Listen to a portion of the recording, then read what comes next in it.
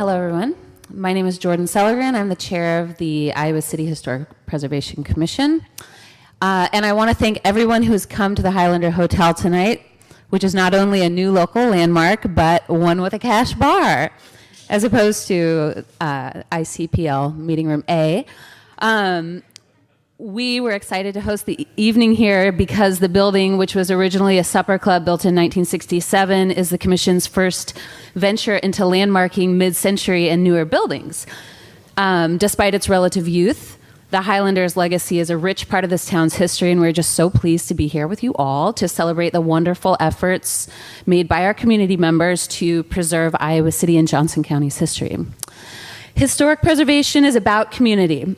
Every community is built from layers of its history, and each preserved layer can tell the story of who we were. Around these layers is where we build our future. Our commission exists to keep these stories intact and to keep the buildings that tell the story standing so that they can continue to be told for generations. Buildings in our community show us who we are, who we were, and they help to guide who we will become. It is our duty to preserve these spaces. These are some old photos of the Highlander. I really enjoy the pool shot. We've got the car in the pool on the float. I love it. If you haven't checked out the pool, please do. It's absolutely beautiful. Historic preservation is also about conservation. Every year, just under 20,000 tons of construction waste is sent to the Iowa City landfill. Our commission works to reduce this waste by identifying the value of our existing structures, protecting these structures, and finding ways to preserve and use them to their potential, rather than destroying and rebuilding them with materials that will not last for a century the way many of our older buildings can. That being said, we recognize that progress is the balance to history, so this commission is also about balance. It is inevitable that every city must plan its future by solving problems to make it a more supportive place for its residents. The Historic Preservation Commission exists to ensure the balance between the past and the future so that the progress does not have to mean destruction. Historic preservation is not here to be arbitrarily rigid, but to maintain spaces and to provide guidelines that allow all aspects of our timeline to exist in harmony so that we can continue to learn from the past and grow together. Landmarking is one of our best tools to preserve the history of our community. These designations cast a protective shield over buildings that would otherwise be vulnerable to development pressure, and they provide opportunities for funding to support maintenance and improvements. One recent designation is 937 East Davenport, a one-bedroom, tiny 1874 Czech cottage, which was landmarked in the last year. Its integrity, as well as the stories it holds, which I will let you Google on your own time, are an important part of the community. Most recently, and thanks to the efforts of former HPC chair Kevin Boyd and a team of representatives from the Emma Goldman Clinic, the original clinic house on North Dodge, which celebrates its 50th anniversary this month, is in the process of being landmarked. So great job. This is very exciting. The house represents enormous milestones in reproductive rights locally and nationally. And in order to accomplish these designations and to preserve the structures that tell our stories, okay, that's on the right, and to tell our stories, we rely on the voices and the strength of our community. When there's temptation to buckle to development pressure, the community must join and speak up to protect its history. There's a lot of work ahead. It will not stop, and I hope to continue to see your faces and hear your voices moving forward. And now I'm going to turn it over to Sherry DeGraw, who I hope has a better grasp of the arrow buttons than I do. Thank you, everybody.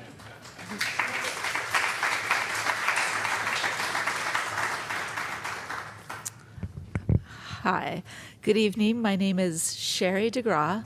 I'm the administrator for the Friends of Historic Preservation. I previously served on the Historic Preservation Commission in Iowa City. Friends of Historic Preservation has worked in the community now for 48 years.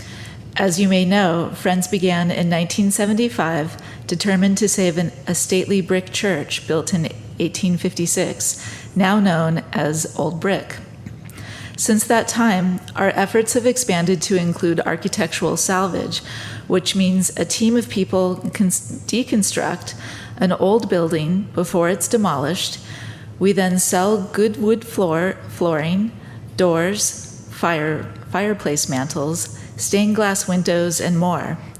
These can all be found at the Salvage Barn on Scott Boulevard. This supports sustainability in our community. We also believe that homeowners can cultivate their own DIY skills in learning basic home repairs and how to be good custodians of older homes. Some of our most popular workshops address how to refinish wood floors and window care, which includes reglazing. This coming year will be exciting as we are actively recruiting new board members. The board is once again meeting in person, and we will look at hosting a homes tour and workshops in 2024. In 2025, we will celebrate our 50th anniversary. Thank you to our supporters, members, and volunteers of Friends of Historic Preservation in Iowa City.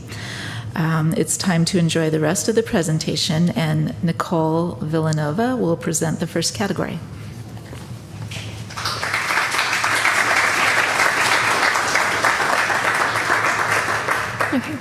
Good evening. My name is Nicole Villanueva, a member of the Historic Preservation Commission.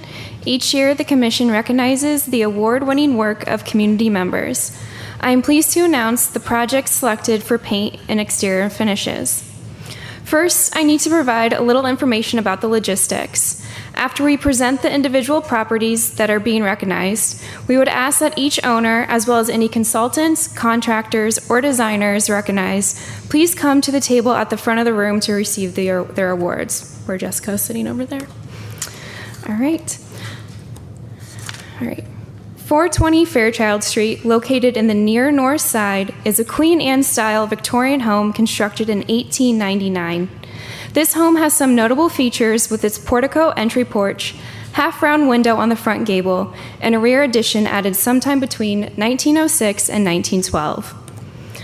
Owners Matthew Brown and Gina Houseconnect noticed that the previous two-tone exterior paint approach of a single color for the body and scroll work and a lightly contrasting trim color muted the decorative features of this home.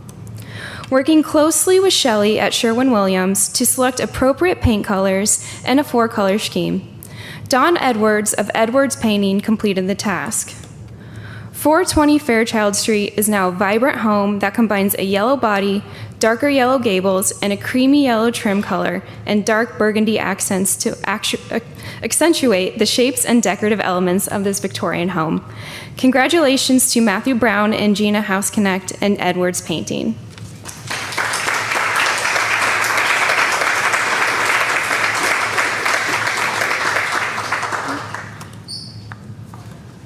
No? Okay. All right, 1023 Kirkwood Ave. This English cottage-style home at 1023 Kirkwood Avenue was first owned by Dr. Frank Benjamin Winery and Gretchen Helen Winery, née Swisher, two prominent early Iowa City families. This stately and unique home was built in 1921 on land that was probably once part of Governor Kirkwood's estate. Today, the home's interior and exterior are in nearly original condition. With this in mind, owners Gordon Goldsmith and Sarah Henryson hired Abraham Zacharias with artistic painting to give this home an exterior refresh. The stucco was painted with the existing creamy yellow color.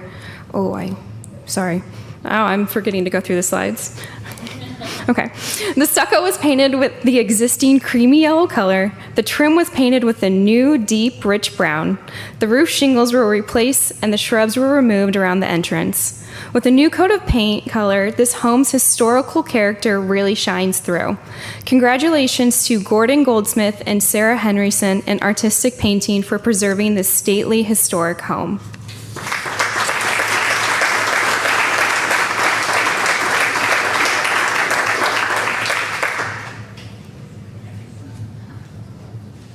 Okay.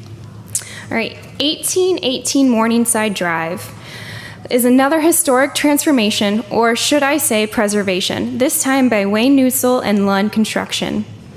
Originally constructed in 1910, current owners Richard Gilmore and Shirley Koshkita knew that their home needed an exterior refresh and meticulously searched to find someone who could restore their home as they envisioned. With the help of Wayne Newsel, the paint was removed down to the bare wood. The redwood siding was sanded and then primed and painted with period-appropriate colors. This process was repeated with the casement and exterior windows.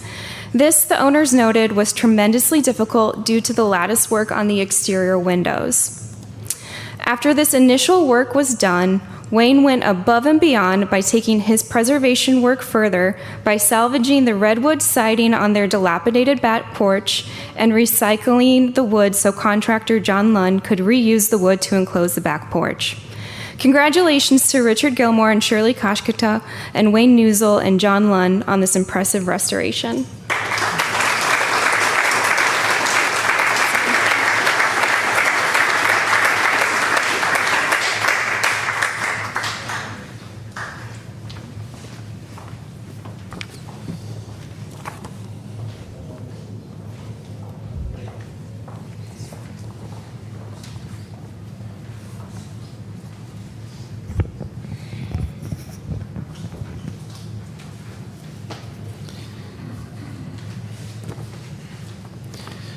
Good evening. My name is Andy Lewis, and I serve on the Historic Preservation Commission.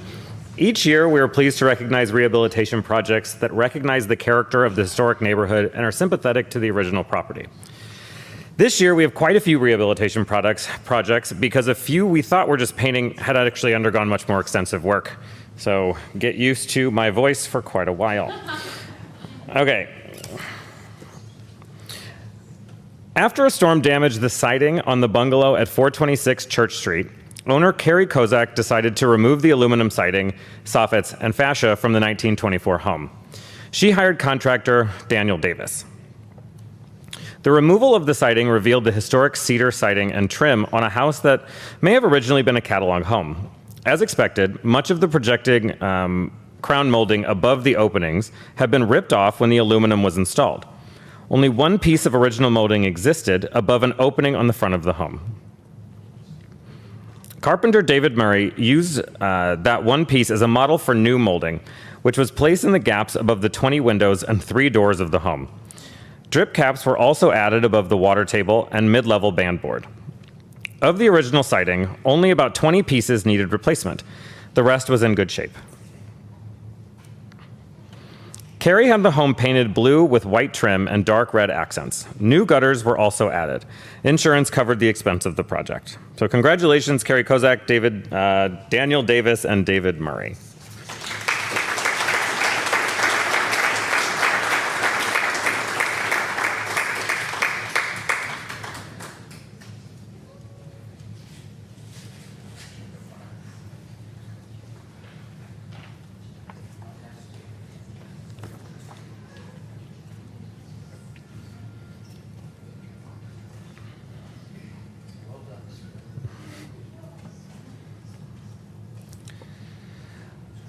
Our next one, this project restored a magnificent brick and concrete porch at 930 East College Street.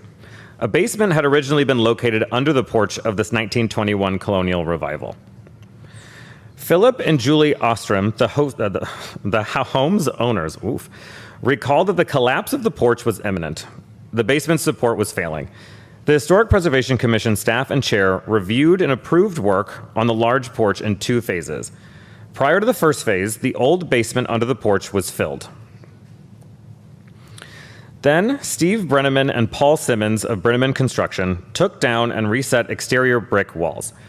Some reclaimed bricks from the past chimney demolition were used in the work. Stairs, a stone skirt board, and carved drainage spouts were retained and reused. Cement walls were recreated and poured on site. The second approved phase, also completed by Brenneman Construction, focused on the replacement of the porch floor's surface. Several inches of the floor were cut away and new concrete was poured. To match the original floor, the concrete was stained red and etchings were added to simulate a tile floor. Congratulations to Philip and Julie Ostrom and Brenneman Construction.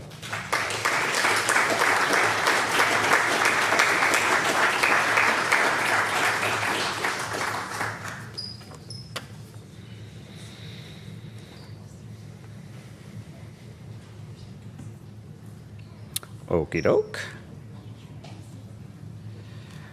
Next, we have 701 East Davenport Street. The history of this structure, located in the Goosetown Conservation District, is a little unclear, but it was once a simple house. In the late 1800s, a neighborhood grocery store was physically moved to abut the little house. A family lived in the house and operated the grocery store. Today, that old store space is Design Ranch. This project focused on removing the parapet that blocked much of the second story of the house, obscuring it so that most people didn't realize the house existed behind Design Ranch. Owner Gary Gnade, with some assistance from Thomas Agrin, not only removed the wall, but also reconstructed the roof to use a low-slope hip style. Rafters were salvaged from the reconstruction and used in the new roof. The eave edge of the roof was made to align with the roof around the structure's east side.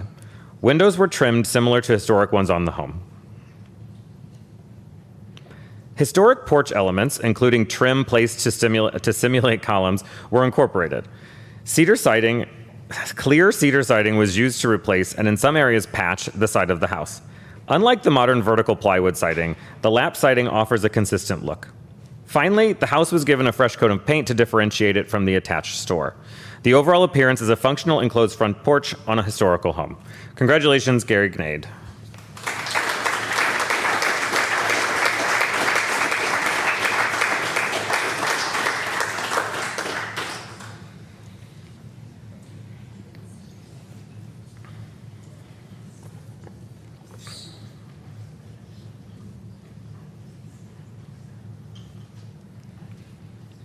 For our next one, the multi-year rehabilitation project that is ongoing at 1822 Friendship Street, owned by Bruce Cellini, is a testament to the nature of skilled local laborers and tradesmen and the importance of preserving history.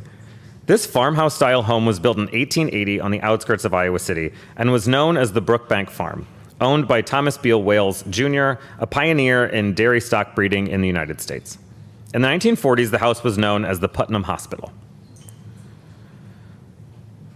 This has been a long-term group project. Jason Zook replaced the roof and reworked the front porch structure, restoring the historic railing. Willie Oxley is currently restoring the historic stained glass front door. Wayne Newsill of Classic Painting used his talent to hand remove and safely dispose of original lead paint that covered the entire house in the dead of winter. He painstakingly painted the exterior of the home using a Queen Anne Victorian color scheme with 2 main colors and at least 6 accent colors. This year, Thomas Wilson of Wilson Services took on the restoration of the property, which involved recreating missing millwork by providing a match to the existing exterior base trim and preserving the original redwood features. He replaced damaged siding and conducted essential structural repairs to ensure a solid substrate for the restoration effort. Utilizing cement-based repairs to restore a previous deteriorating foundation, he addressed issues such as vermin intrusion, water damage, and unwanted airflow into the house. Throughout this project, Wayne and Thomas's goal was to breathe new life into the historic property while preserving its unique character and the quality of its original materials. So congratulations to Bruce Cellini and Wayne Newsill, Jason Zook, Thomas Wilson, and Willie Oxley.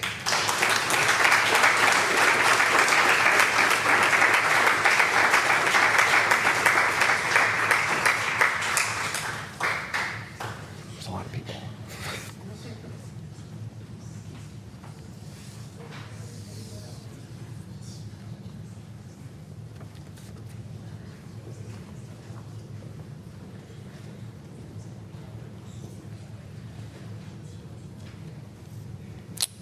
Okie doke. Mike Ward and Stephanie Novich Ward owned this stick-style Queen Anne in the College Hill Conservation District.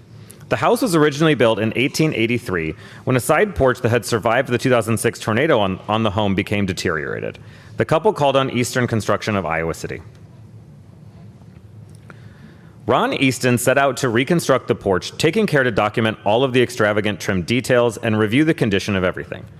After demolition of the floor, new concrete footings were poured and 5 brick piers were set. Ron installed tongue and groove flooring made of vertical grain Douglas fir. Ron removed the columns, balustrade, and other porch details for repair. Portions of columns and balustrades, which included lots of custom-made pieces, were reconstructed to match the original design. Paint was stripped from existing columns that were retained. New skirtboard trim was also installed over the porch framing. The result is fresh and elegant. So congratulations to Mike and Stephanie and Easton Construction.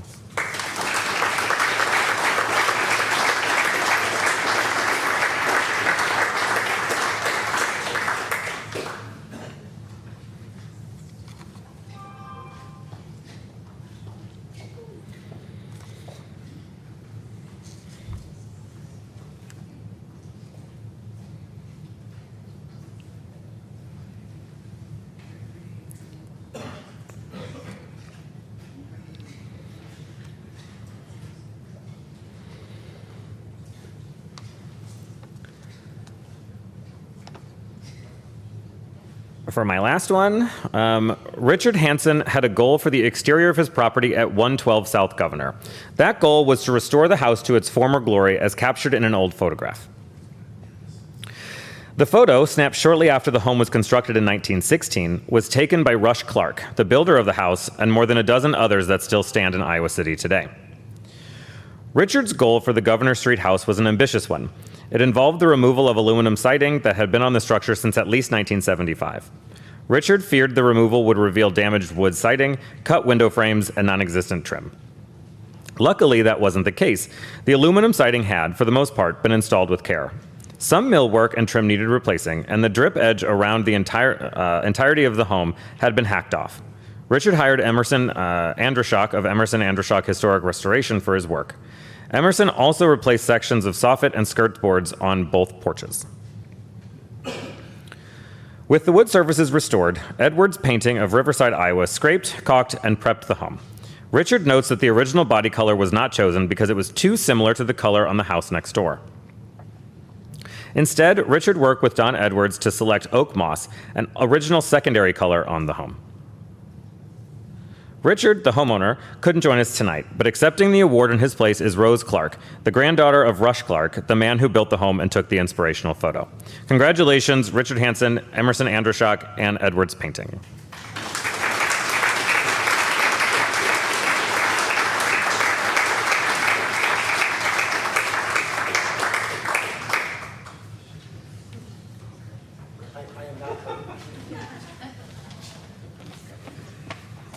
All right. Good evening, everyone. My name's Carl Brown, and I serve... Hey, Dan. Dan painted my old house also, and so I will just give a shout out that he does really good work. All right, so I serve on the Historic Preservation Commission. While many of our awards this evening recognize homeowners, we've also had 2 larger scale commercial projects completed this year that we want to recognize in the area of commercial rehabilitation. The first one is 109 to 127 East College Street. In June of 2021, we successfully listed our Iowa City Downtown Historic District in the National Register of Historic Places, which was the culmination of many years' work. Hopefully many of you know that does not protect our downtown buildings from demolition. Only local district designation or landmarking protects the properties. So when the Tailwind Group came to the city with a development project that could make use of special zoning exceptions by landmarking a stretch of College Street, we were eager to work with them. We began by landmarking the 4 of the properties, both halves of the Dooley block, the former Sears Roebuck building, and the Crescent block. The College block building was already landmarked. The Tailwind Group worked with Newman Monson Architects for the design of the new tower and the remodeling of the historic buildings. Knutson Construction was the contractor. The project involved the demolition of some rear additions to some of the buildings. Then a new apartment tower was constructed on the alley to increase density. This location allowed the tower to appear as if it is not within the boundaries of the district. The historic buildings were also remodeled on the interior to hold new tenants such as the Riverside Theater and the Crescent Block. Most importantly for our historic downtown, we worked through a rehabilitation program for the newly landmarked buildings. Of particular interest was retaining the 1930s Cara glass storefront, formerly the soap opera, and the historic storefront occupied by Revival. The rehabilitation included masonry pointing and the painting of all wood trim. The modern storefronts and windows were replaced, and missing or damaged decorative elements were repaired or recreated. These historic buildings were prepared for another 100 years of contribution to the community. Congratulations to the Tailwind Group, Newman Monson Architects, and Knutson Construction.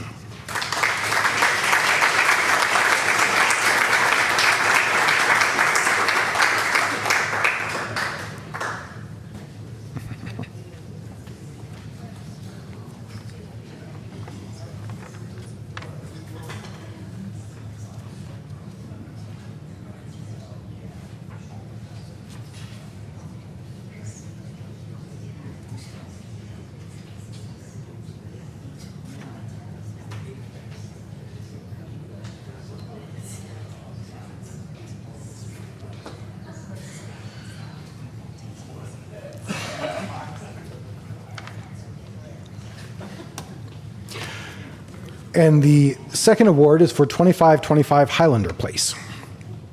The College Street project was not the only project that involved local landmark designation and rehabilitation. The Highlander Supper Club and Convention Center, the building we are in right now, has also been a successful commercial rehabilitation. In this case, owner Angela Harrington had experience rehabilitating the historic Hotel Grinnell when she purchased the Highlander to work her magic once again. Historian James Jacobson documented the history of the building so that we could have the information we needed to locally landmark the property. Then she worked with the State Historic Preservation Office on a state historic tax credit project with Steve Miller and David Voss from Slingshot Architecture providing their expertise. With Innovative Construction and Merit Construction as the contractors, Angela rehabilitated every inch of this historic supper club. The project included key elements such as removing the 1980s and 90s changes to the main entry canopy and reconstructing the supper club entry canopy. Modern changes to the supper club entry were removed. The mansard cornice of the supper club was clad in new cedar shingles. The windows to the guest rooms were replaced with windows that appear similar to the original windows, and this project preserved the important aspects of our recent history. Congratulations, Angela, Slingshot Architecture, James Jacobson, Innovative Construction, and Merit Construction.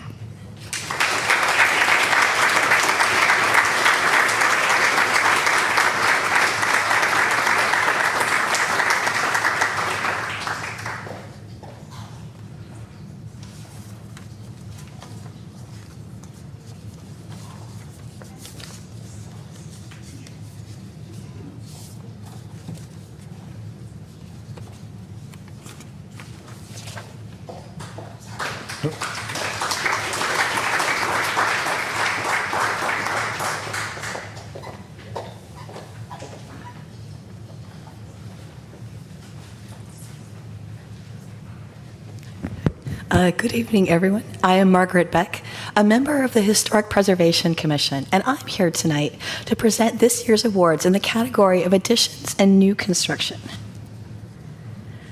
Dean and Kay Hagedorn own the 1925 gable front bungalow at 815 Brown Street and have worked on several projects over the years. Most recently, they have built a two-car garage that suits their 1920s home and the Brown Street Historic District as a whole. They worked with Chris Robinson of Robertson Painting and Construction to create a new outbuilding modeled after existing older garages on the alley. The roof on the new garage matches the red standing seam roof on the house, and they incorporated an antique door and a typical barn light. They also thoughtfully considered the building's role in the larger environment. The paint they chose helps to reflect heat instead of trapping it in this urban setting, and they carefully placed the new building to avoid damaging the existing old evergreen.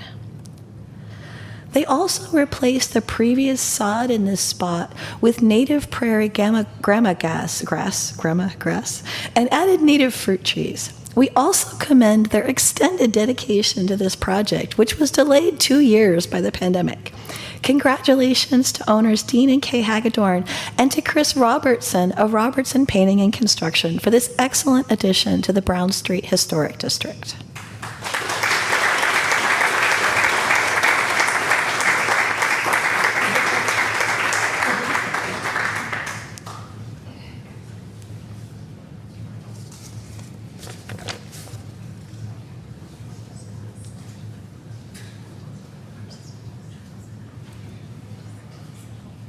This house at 628 North Johnson Street was built in 1922. It's a vernacular front gabled house with details from the Craftsman and Colonial Revival styles. It also originally had a kitchen without room for a kitchen table. When Luke Good and Sidney Johnson bought the property in 2021, they completed a few smaller projects, such as removing the carport that extended over the driveway. They also knew that they wanted to remodel the kitchen, enlarging it and adding a first-floor bathroom. They worked with McCready Ruth Construction in Riverside to replace the existing rear porch with a new 16 by 10 addition designed to match the house, including a low-hipped roof and similar siding and window and door trim. This key property in the Brown Street Historic District now has added functionality that the owners love while maintaining important qualities of the district. We congratulate owners Luke Good and Sidney Johnson and McCready Ruth Construction on their successful project.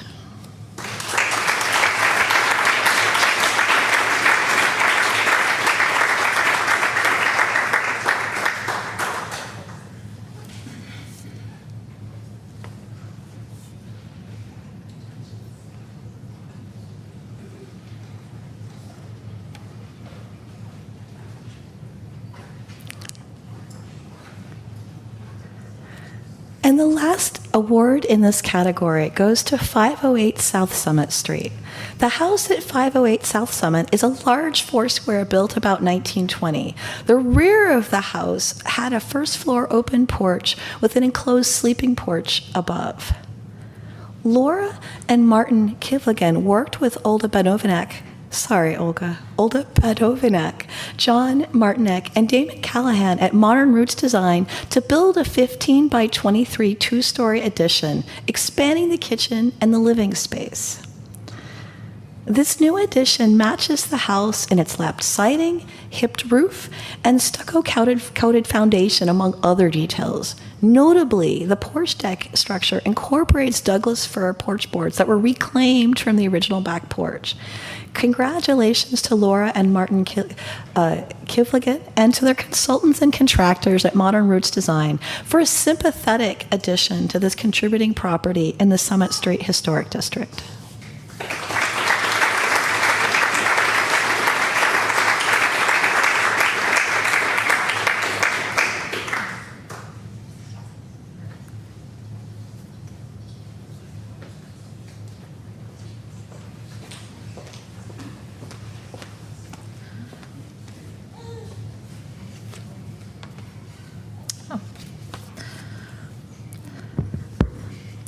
The Margaret Novich Award is presented when a member of the community has a notable impact on historic preservation.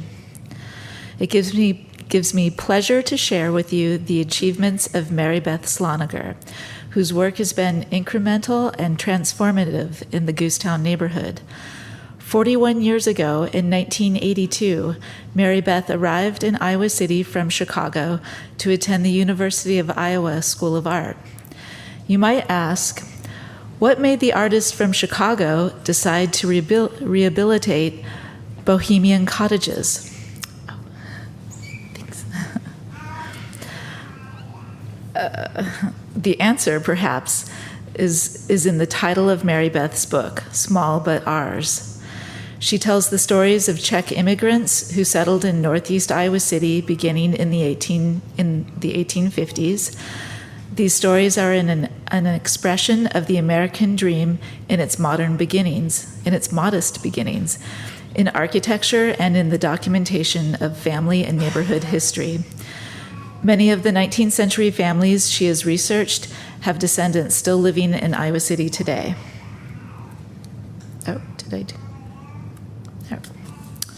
In total, Mary Beth has worked to rehabilitate and, in some instances, landmark 5 cottages in Goosetown.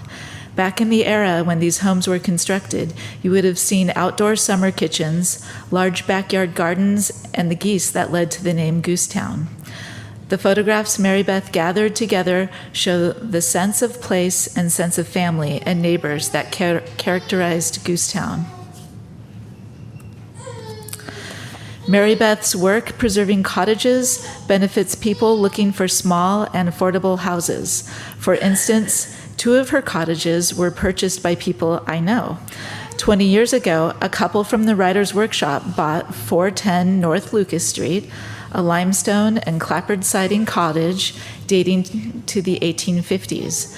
The price was right, and the home was close to the UI campus. Soon after, they had their first child. The second couple is from Great Britain.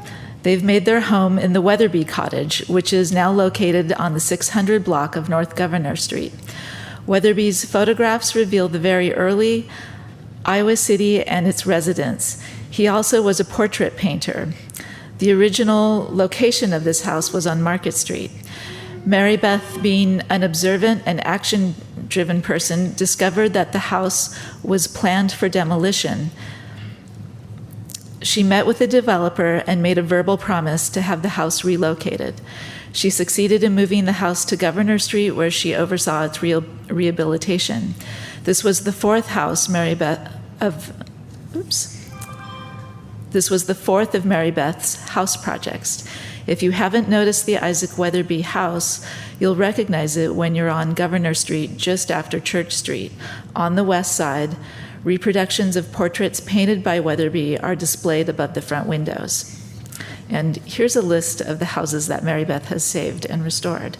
There's 1109 East Davenport, 410 North Lucas Street, 611 North Governor Street, and that's the Weatherby house, 937 East Davenport Street, and 405 Reno Street, which is the old schoolhouse number 11. In addition, Mary Beth has the unquenchable curiosity of a historian. She has researched and written about the architecture and families of Iowa City. She's done a tremendous job locating photographs in the State Historical Society here in Iowa City, assisted by Mary Bennett, and at the UI Special Collections. She has published 5 books under her imprint called By Hand Press, often generously donating proceeds to Friends of Historic Preservation. And then here are the titles of Mary Beth that Mary Beth has written and published. There's,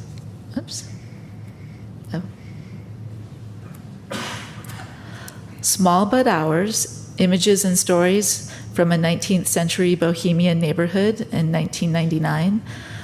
Weatherby's Gallery, Paintings, Daguerreotypes, and Ambrotypes of an Artist, that was done in 2006.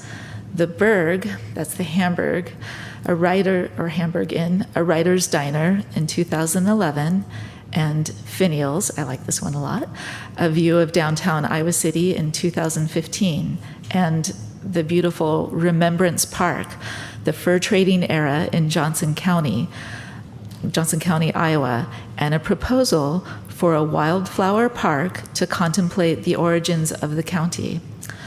Please congratulate Mary Beth Sloniger for her many years of work in historic preservation in Iowa City, including her research and writing, most recently her rehabilitation and landmarking of the Prybill Cottage at 937 East Davenport Street.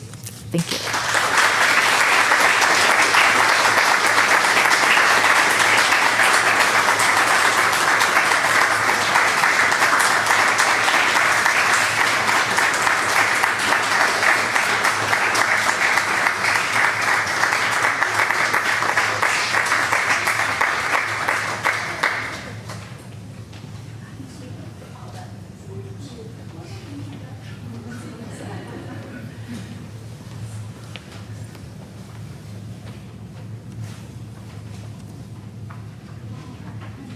All right. I love history. Hi, my name is Mitch Thompson. I'm with the Johnson County Historic Preservation Commission. I like to dress the part. We're here today for a stewardship award. Now, the Johnson County Historic Preservation Commission, as its name says, handles the county of Johnson in the state of Iowa, and not everywhere but Iowa City. They have their own commission. So we handle all the small towns, even cities like Coralville, throughout the county. And what we are going to give away the Stewardship Award for is for the Young Family Farmhouse. Now, you guys may know where this is at, you may not. If you're driving straight north out of North Liberty, you'll drive right by it. And I'm going to give you a little bit of a history behind it and show you some pictures. The Young Family Farmstead's being honored for the care and exceptional stewardship its owners have shown over multiple generations. From 1874, Iowa Ray, daughter of a prominent landowner, married Miller Young, a farmer, a stock raiser, a teacher, and if that wasn't enough, he was a doctor as well. The farmstead has remained in association with the Young family since then. A year after their wedding, the newlyweds took over the bride's homestead nearby to the east. And push the button. Okay, some years later, the big white colonial revival house was constructed. Built in the early 20th century, the large home has been a landmark on that wide curve as you're going between North Liberty and Shoeyville. It was a route variously called the Diagonal, the Red Ball Route, Highway 218 back in my day, and finally 965. Throughout the first half of the 20th century, the farmstead has been complemented by the nearby Young Station, a stop on the Cedar Rapids and Iowa City Electric interurban. It's the Krandic Railroad, which paralleled the Red Ball Road and where the farm stock was loaded for market to Cedar Rapids. Miller Young had contributed some of the land for the interurban's right-of-way and was credited for influencing the other landowners to do the same so they could put a railroad through there. And over the years, the Young family has operated a diverse farming operation, raising stock, dairying, planting corn, beans, oats in the surrounding fields, and tending to chicken and turkey flocks. After her death in 1909, Iowa Young left much of the land to her firstborn, William Ray Young. During William and his wife Cora's tenure on the farmstead, the big white house that you saw earlier, and then the gabled barn, which is right there, were built. The decorating the barn's peak, no doubt to the delight of the traveling public, is a colorful quilt square in the farmer's daughter pattern. You can see that in the picture. The big barn has two smaller dairy wings that appear older than the big barn. Preserved inside these wings is a clever feed trolley system consisting of tracks hanging from the ceiling and a large wooden trough that hangs from the tracks. 3 more generations have followed. And during the 1950s, W. Allen and Sarah Hastings Young constructed a more modern milking parlor. They all had to be white, so that was the code back then. This is no exception. Painted to a pristine white and nestled in the crook of the big barn in the front dairy wing.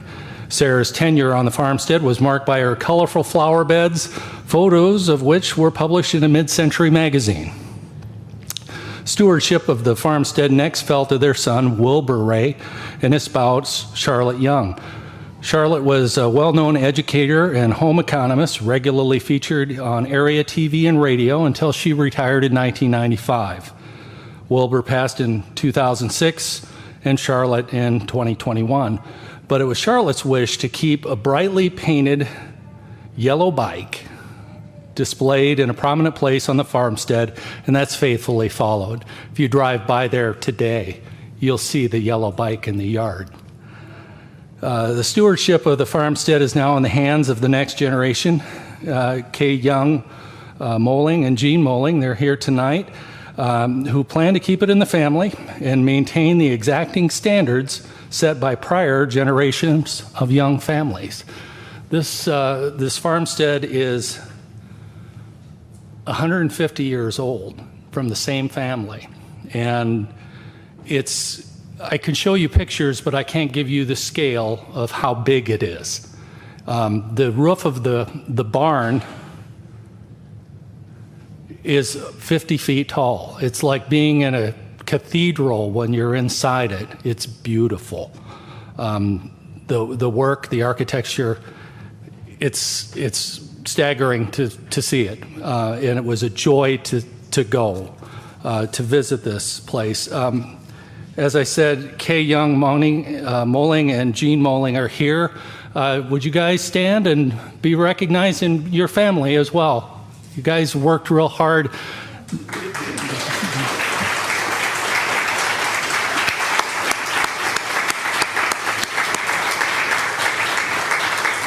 It's a labor of love, and it's a family operation. So thanks for having us.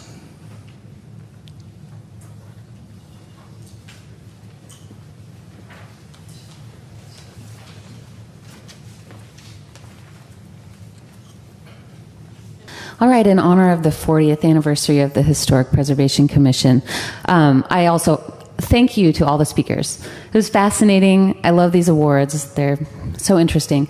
But in honor of the 40th anniversary, City Channel 4 has created a video of the culmination of our ceremony this year, and I would like you all to please enjoy.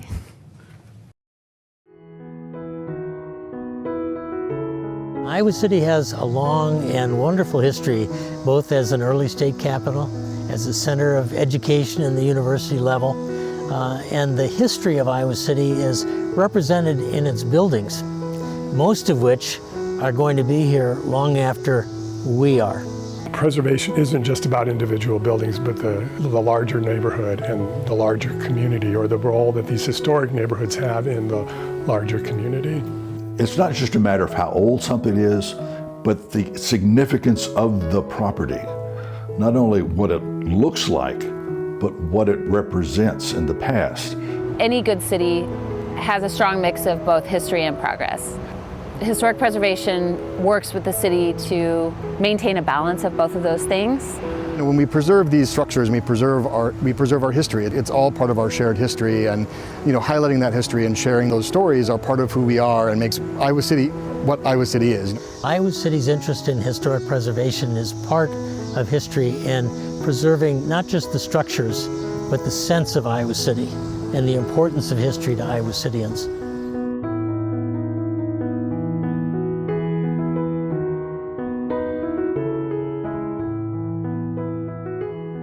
The original mission of the Preservation Commission was set out in the city ordinance that said to explore a designation of historic properties for preservation. Anybody who's lived in Iowa City a long time can remember back in the early 80s there was a big dramatic enrollment increase at the university, flooding students into the city, and there was not enough dorm space, and all of a sudden all these established neighborhoods found themselves under attack almost overnight. There were a lot of neighborhoods that were being redeveloped with what was called mansard roofed apartments. There were like 12 plexes that were getting built in the north side in College Hill. And it was changing the character of the older neighborhoods. And so there was a great demand that the council do something.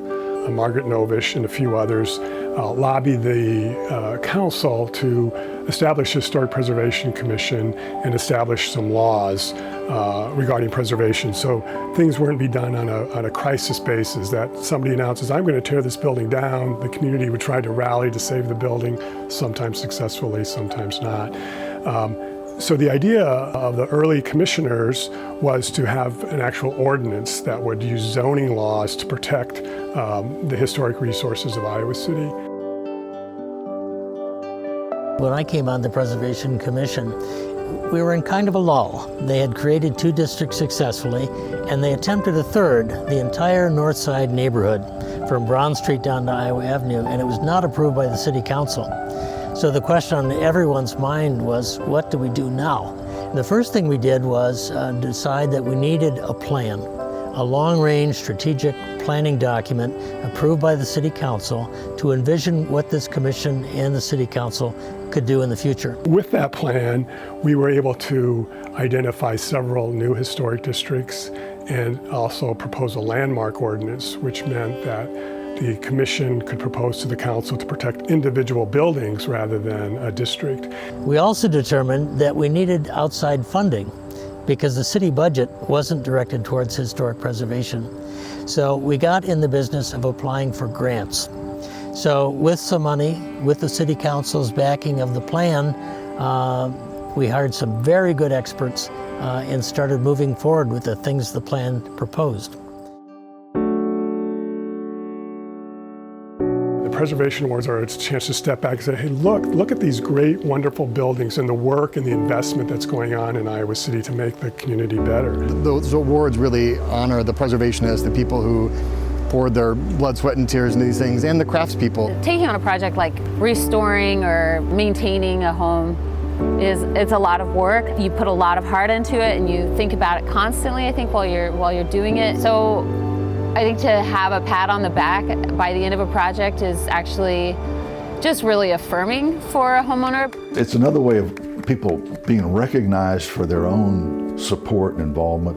And it's just a way of saying this is something that we value, and these are the people that make it happen. The contractors are experts in their fields. They do so much to keep these important places standing, and they deserve to be celebrated for the work they do. I think of our 40 years of awards in the commission and can't help but think of the original the preservationists that were working 40 years ago or even earlier, 50 years ago this month.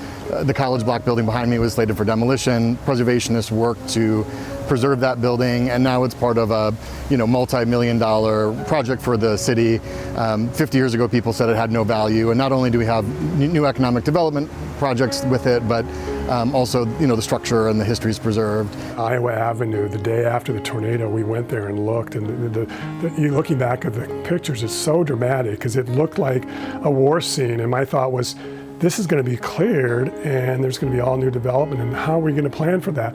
But the commission got on the ground and got grants and support for preserving those buildings. And so you look at Iowa Avenue today and it looks better than before the tornado. The tornado actually helped rejuvenate it.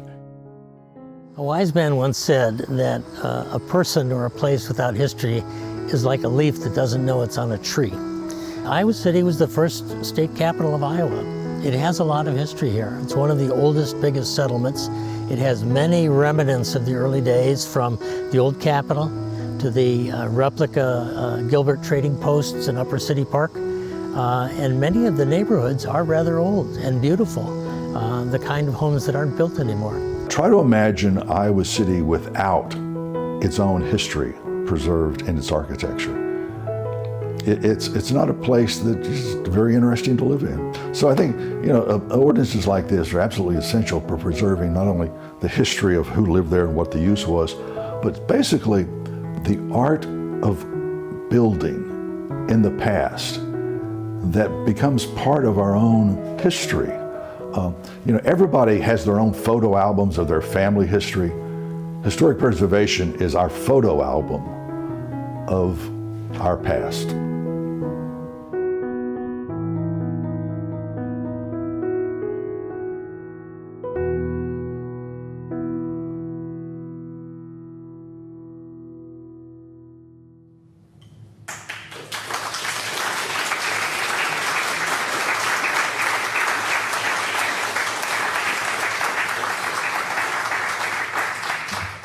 That was lovely. Thank you. Thank you, Ty. And to everybody else who worked on the video. Thank you to everybody for being here tonight at the Highlander. Thank you to the Highlander for hosting us. It's lovely. I think most of you did have a tour, but feel free to walk around. I think there's some spaces open that you can take a look at, and have a wonderful night. Don't forget to stop at the bar and tip your bartender.